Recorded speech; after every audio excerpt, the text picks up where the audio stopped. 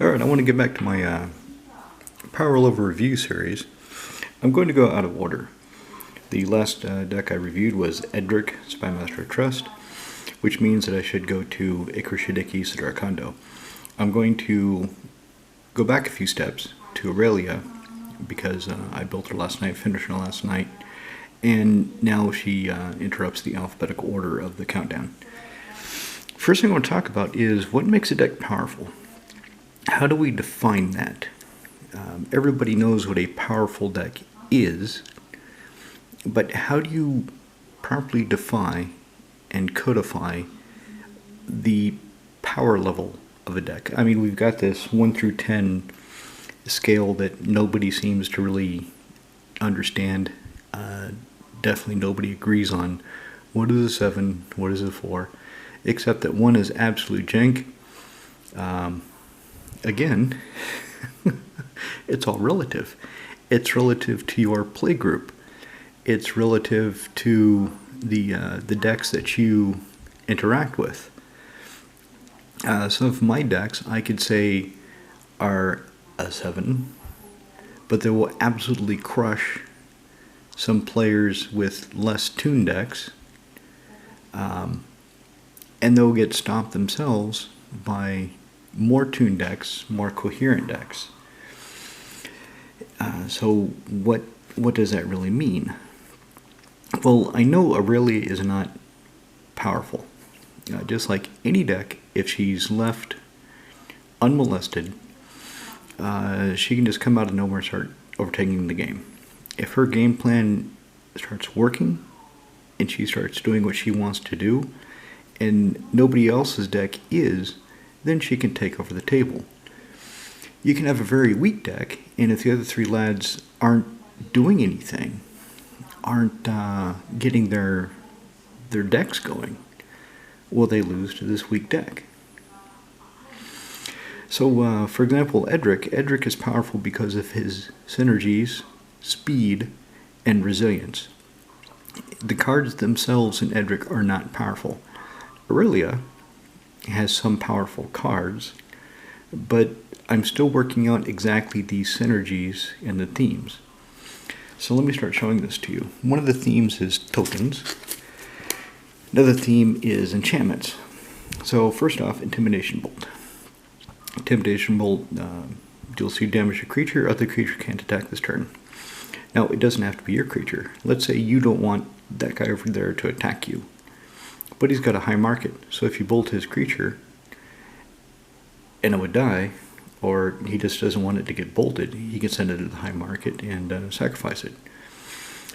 But what you can do is you can bolt one of your own creatures, or this guy over here.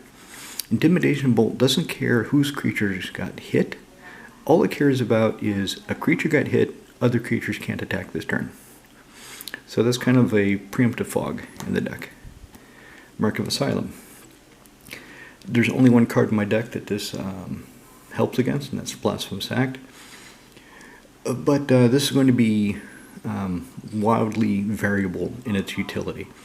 Some of my opponents have started playing decks that have a lot of direct damage, a lot of burn effects, a lot of tap to do 1 point of damage to something with a bonus with a modifier, such as Grayson Kellermorph, the 3-armed Tyrannid guy. Anyway, so against some decks, this will be a dead card. More often than not, other decks, this will be an all-star. In any case, this is not a deck or a card that advances my strategy. All it does is provide a bit of protection, and then only in specific cases. Mountain, beautiful Larry McDougall art. Of course, I've got the planes that go with it. You'll probably see some of those. Aura of Silence. So if I'm not going to get started until turn 3, I need a way of slowing down my opponents.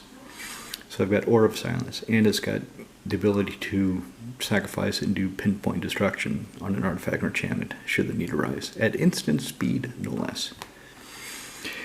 Angel's Trumpet. Okay, I want a brawl. I want a street brawl. I want creatures out there smashing into each other. How do I get my opponents to do it? I say, hey, your creatures have vigilance, and if you don't attack with them, or figure out some other way to tap them, At the end of your turn, you're going to tap them anyway and take 1 point of damage for each one. So you might as well attack with it. We'll see how it works. Montan. Here we go. So most of the creatures that do anything cost 3. So Krinko, whenever he attacks, put a +1/+1 counter on him, and then create a number of goblin tokens equal to his power. So if I can figure out any way to buff his power, then it just keeps getting better. For example, if I just skull clamp him, he becomes a 2/1. He attacks as a 3/2 at that point because of the counter, and I get 3 goblins. Win-win. Lane Tutor, go find something I need. Most likely this will be either one of the gods, Erois, Perforos, or Heliod, most likely Erois, or Fiery Emancipation to deal triple damage, or Warleader's Call. If I'm going to get the token strategy up, then I want the Warleader's Call or Perforos. So whenever those tokens come into play, they hurt people. Deflecting Palm. I'm playing red-white, so I might as well have this in there for a bit of protection against something nasty. Bastard Cat. I like this guy. At first, I didn't like this guy. Now, I do like this guy. I like this guy a lot. This guy's cool. So, play him. I've got Aurelia. Do the neg 2. Whenever one of our non-token creatures attack this turn, create that many 1/1 white soldier creature tokens that are tapped and attacking. So Aurelia attacks with, say, 4 of the creatures. I get 5 tokens. She untaps. I get another attack. I attack 5 creatures. I get 5 more tokens. Fantastic. I love it. Sun Titan brings back Aura of Silence. Brings back Angelic Renewal. Blood Moon. So the mana base, one of the reasons Aurelia is not powerful is her mana base is not optimized to get my things out, not optimized to speed my deck or smooth out my colors. My mana base is optimized so I can play Blood Moon and not get wrecked by my own Blood Moon. Which means it's not as efficient as my other mana bases. If that turns out to be a bad idea, if that turns out to cause me to lose games more often than not, then Blood Moon will come out and I will smooth out the mana base. Burmez, King of Oreskos, Oreos. Burmez, Eater of Oreos. He's a Cookie Monster kitty.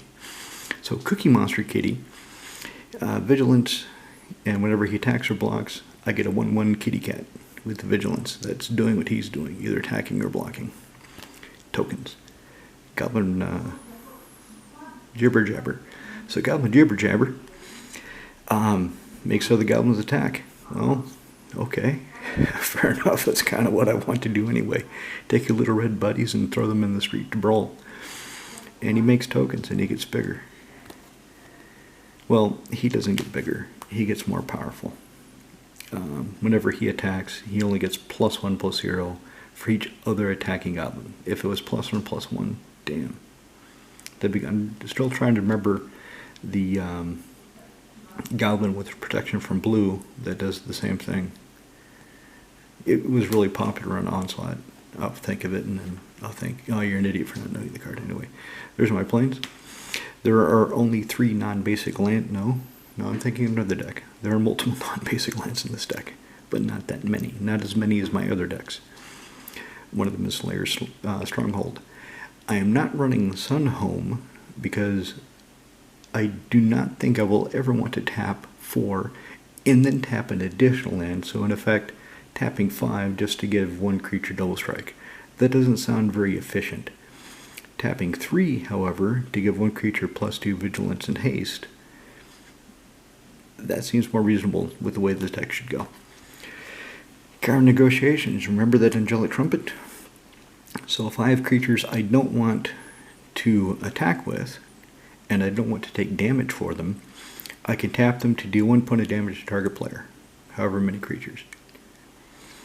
It also is not a creatures you control gain this ability. So if I create a bunch of tokens, I can tap them right away to deal 1 point of damage per token. Urbrask the Hidden, I need to give my creatures haste. This is one of the 3 ways I have of giving everybody haste. And his side benefit is he slows down my opponent's creatures. Okay, basic land, non-basic land, basic land, Crinkle Mob Boss. So if I tap him to make a bunch of goblins, I attack with Aurelia, he will untap. Whether he attacked or not, he will untap, and I can make a bunch more goblins. And if I can give them haste, then they can attack too. Settle the wreckage. If everybody's attacking, at some point they might, for some reason, I don't know why, start attacking me, and I need to put a stop to it. A lot of basic lands in this deck. There are 12 basic planes. I have multiple ways to find them. So this is kind of low-hanging fruit. Of course, Blood Moon will shut it off. Planar Birth. Let's talk about that in a minute. 9 Captain of Eos. So you're seeing that I don't have a lot of 1 or 2 casting cost things. Everything pretty much starts at 3. Well, he's 5, but he comes into play with 2 buddies. And I can sacrifice one of them, spend 1 white, sacrifice one of his buddies, one of his soldiers, his attendants, and fog. Because I guess at some point people are going to attack me. I don't know why. Rugged Prairie. Serra Sanctum. It taps for 1 white for every enchantment I control. There are, I believe now, 17 enchantments in the deck. I'm not sure if the enchantment theme is a good idea or not. But since I've got that many enchantments, and it feels right on the verge of being the critical mass that justifies Serra Sanctum. So I'll see it in practice. In goldfishing, it works okay. Wheel of Fortune. Yeah, everybody throw away their hands, draw 70 cards. Basic land. Adeline. So her toughness could be a problem. She's only 4 toughness, but she becomes really powerful. The thing is, how does she get the damage through? I don't have many things in here that give trample. I've got a couple of swords. Red is okay at giving trample. White, I can't think of anything that gives white creatures trample. So she's more in here for the token generation that she does, because the tokens do not go away at the end of the turn. And she doesn't have to attack. It's just whenever I attack, I get these free tokens. I'll see how she works in practice. Elspeth Sun's Champion. Put 3 1/1 white soldier tokens on the battlefield. If you have 9 Captain of Eos, you've got 3 more fogs. Or you can kill all the big creatures. Or get an emblem. Her, I might actually start chasing the emblem. Imagine Krinko. So I tap him. I create, say, 10 goblins. They'll all be 3/3 flyers. And if I can give them haste somehow. So 10 3/3 flying goblins. Oh, look, there, I can give them haste. 1 in a red, creature get +1/+1 haste. So there'd be 4/3 flying goblins with haste. Yeah, baby, let's get this fight going.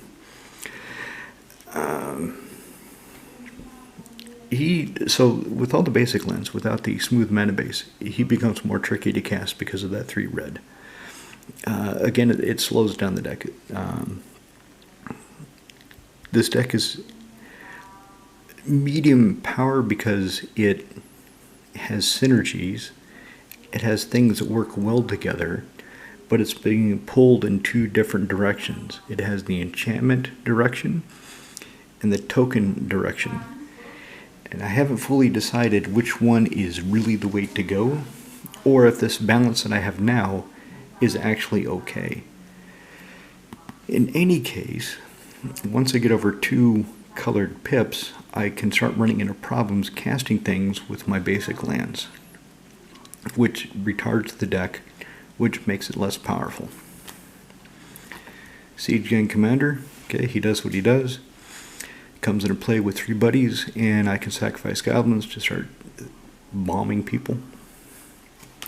But again, he costs 5, and I don't have a lot of acceleration. The acceleration in here, I've got 3 mana rocks. I've got Nykthos, Shrine to Nyx, which only works if I already have colored permanents in play. and Serra Sanctum, which only works if I have enchantments in play.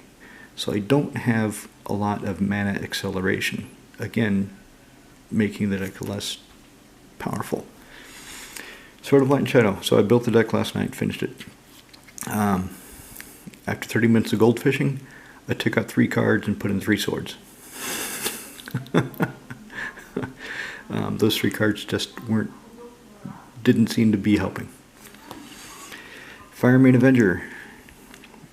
Okay, so she has to have 2 other creatures attacking with her in order to trigger get the triggered ability to do the Lightning Helix. That shouldn't be too hard, but again, she costs 4. And she doesn't have haste, so I have to have one of the haste enablers in play, ready to go, in order for her to get it on from turn 1.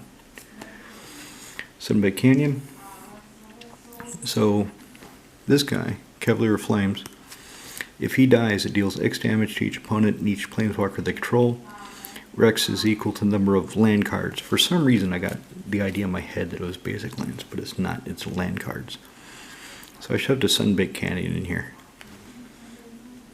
And it's good that it says pay 1 life, not take 1 damage, because of something you'll see. Fair Forgotten. Doesn't advance my game plan, doesn't make the deck any faster, doesn't make the deck any better. Just provides a bit of protection. Lean Kitty Cat. So 4. So if I get a Soul Ring on turn 1, then maybe I can get him into play on turn 2. But that's pretty unlikely. More likely, the fastest he would come down is turn 3. Turn 4 is more realistic. So turn 5 is the turn I can attack with him. Beacon of Destruction. I keep thinking of taking this out. But I've got 2 cards that one doubles the damage my stuff deals, the other one triples the damage my stuff deals, and it only costs 5 at instant speed to deal 5 base. And if it deals 10, so if you can deal 10 damage for 5 at instant speed, why wouldn't you? Or 15, even better. I love the art on this card. I've always liked this card. Hardly ever played it, but I've always liked it. Austere Command, just another control card. Need some way to wipe the board if things get out of hand. Smothering Ties. So now we're getting to the enchantment theme of things that really do not advance my board state. They do not make my deck do what it wants to, which is smash people. So this is a tax that gives me artifacts I can sacrifice for mana. Which is good, because if I'm sacrificing my lands to make creatures, I'm going to need to make mana some other way. And if I tax my opponents, I'm slowing them down, so I can catch up to them. Angelic Renewal. Fantastic with Sun Titan. So if a creature I control dies, I can sacrifice Angelic Renewal and bring the creature back. And then I can play the Sun Titan and the Renewal can come back, if I've got nothing better to do with him. Arcane Signet. So I guess you're getting the idea of what I've got in the deck and how... Oh, there it is. Big Daddy Red. Let's talk about this. So it costs 6.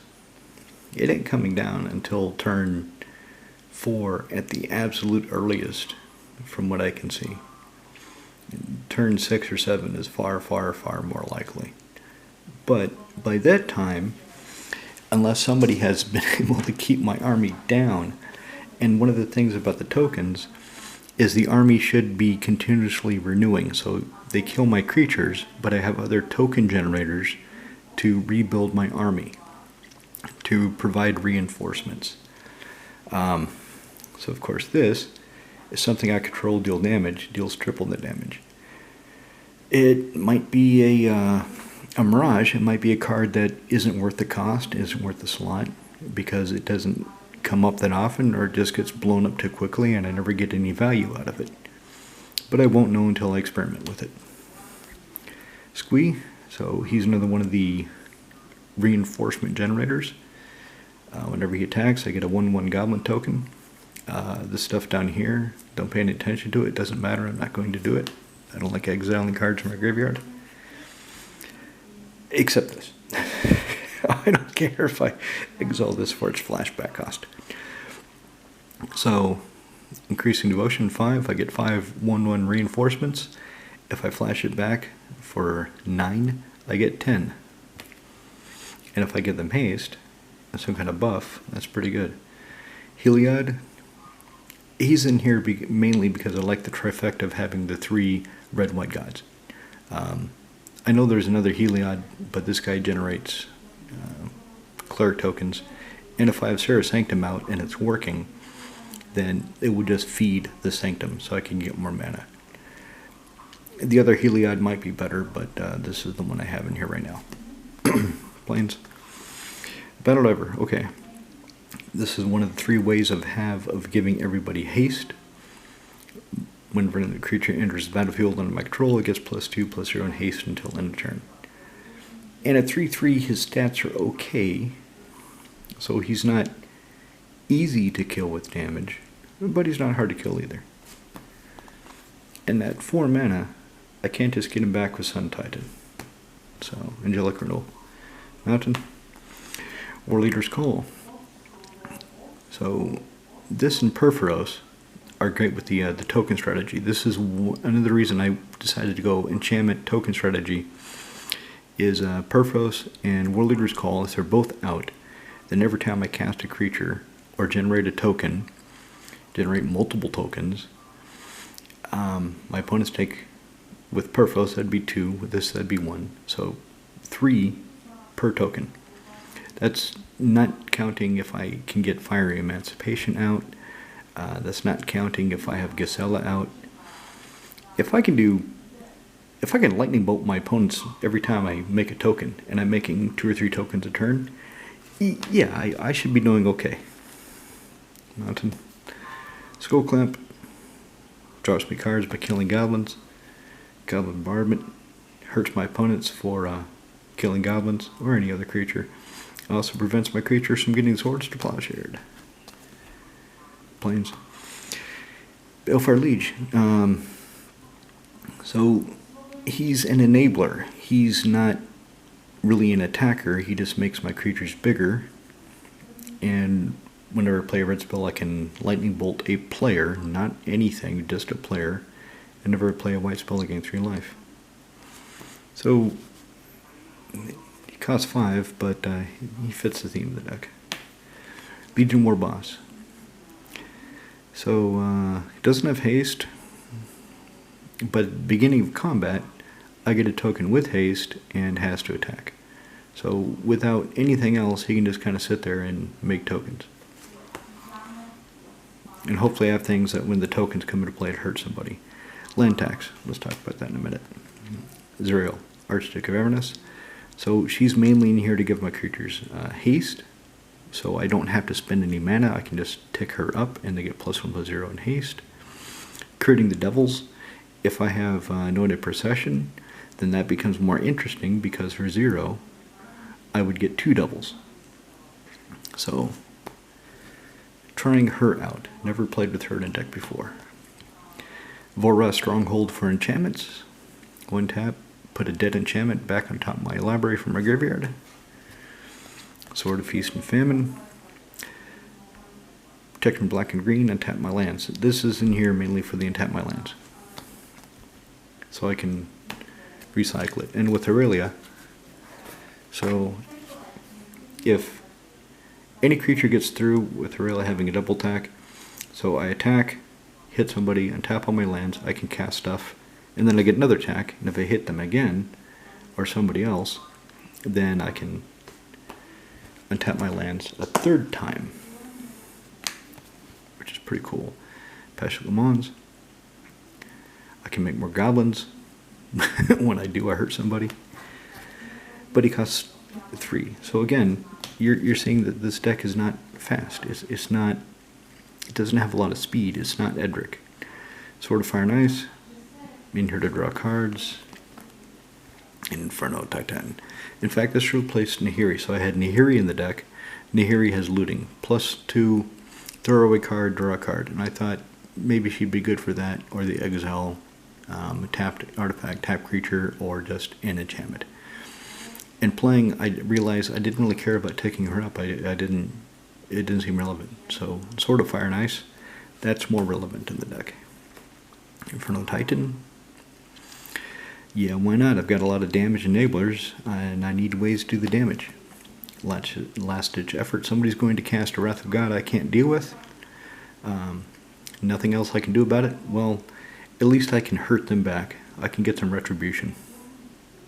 Sacrifice as many creatures as they want, and somebody takes, or something takes that much damage.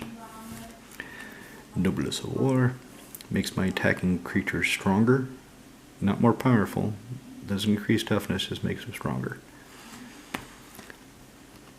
But it doesn't stack. They only get that bonus when they attack. I wish it said until end of turn. Why doesn't it say until end of turn? That would have been so nice. But it doesn't.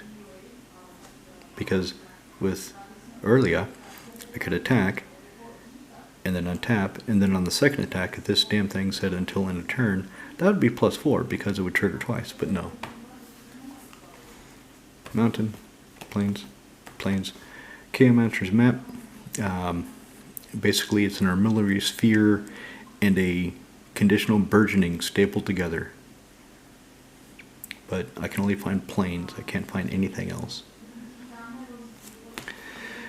Aurelia's Fury, a little bit of instant burn. Of course, just like everything else in the deck, really shines when I've got one of the damage enablers out, one of the damage pump effects out. So a lot of basic lands, meaning I can easily get stuck for needing one additional red or one additional white because I'm drawing more of one color than another. Evolving Wilds, go find a basic land, put on play tapped, so should work out nice here. Soul Ring, everybody knows what a Soul Ring is. Nykthos, only good if I already have stuff out. Doesn't really help me get going. It helps me stay going and helps me win. Doesn't speed me up. Let's talk about that in a minute. Anointed Procession. Let's talk about that now. Okay, here's kind of the combo. Goblin Trenches. This is a junk card.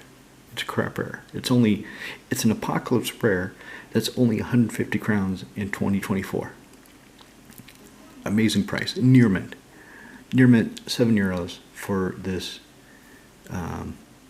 When is this? 1993. No, 2001. So 2001. So 23-year-old foil rare. But it's so desired that it's worth next to nothing in relative terms. Sacrifice a land, put 2 1/1 red and white goblin soldier creature tokens into play. So if I have less land than anybody else, or one person, as long as somebody has more lands than I do, I can sacrifice. If I'm at parity or they're ahead, or I'm ahead, I can sacrifice a land at the end of the turn, or whenever it would be most auspicious. This will trigger during my upkeep, as long as somebody has more lands than I do. I can go find 3 basic land cards and put them in my hand. So I could feed this and make more tokens. Anointed Procession, of course, doubles the tokens. So this, sacrifice a land, put 2 1/1 red and white goblin soldier creature tokens to play. Land tax. Are you behind anybody in land? Okay, good. Go get more land. Anointed Procession. Did you create tokens? Oh, you did. Good. Create, instead of 2, create 4. Planar Birth. Hey, you've got a lot of basic lands in your graveyard. Why don't you put them back into play tapped so you can do it all over again? Yeah, it does it for all players, but that really doesn't matter. How often does anybody have basic lands in the deck? Usually in a commander game, the lands that somebody has in their graveyard are fetch lands, Evolving Wilds, things like that. The only reason people would really have basic lands is they're playing Windgrace, Get Rugged Monster, or they've had to discard at the end of the turn, so it's throwaway land. So the symmetry of this really doesn't